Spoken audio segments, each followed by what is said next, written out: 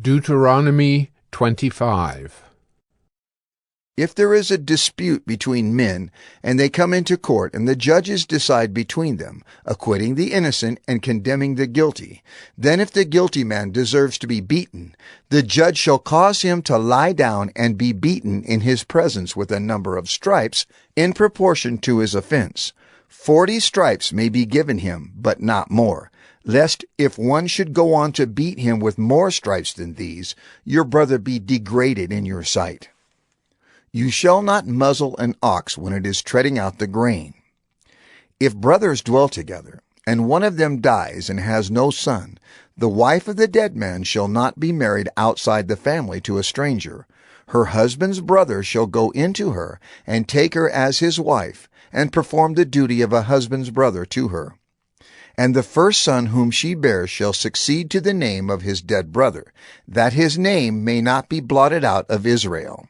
And if the man does not wish to take his brother's wife, then his brother's wife shall go up to the gate to the elders and say, My husband's brother refuses to perpetuate his brother's name in Israel. He will not perform the duty of a husband's brother to me.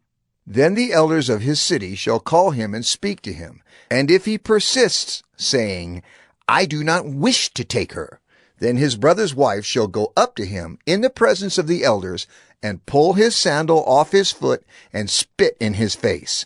And she shall answer and say, So shall it be done to the man who does not build up his brother's house. And the name of his house shall be called in Israel, the house of him who had his sandal pulled off.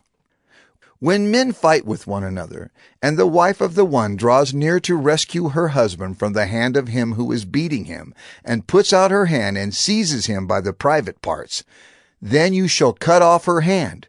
Your eye shall have no pity. You shall not have in your bag 2 kinds of weights, a large and a small. You shall not have in your house 2 kinds of measures, a large and a small.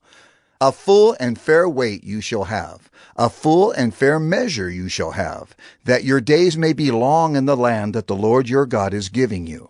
For all who do such things, all who act dishonestly, are an abomination to the Lord your God. Remember what Amalek did to you on the way as you came out of Egypt, how he attacked you on the way when you were faint and weary, and cut off your tail, those who were lagging behind you, and he did not fear God. Therefore, when the Lord your God has given you rest from all your enemies around you, in the land that the Lord your God has given you for an inheritance to possess, you shall blot out the memory of Amalek from under heaven. You shall not forget.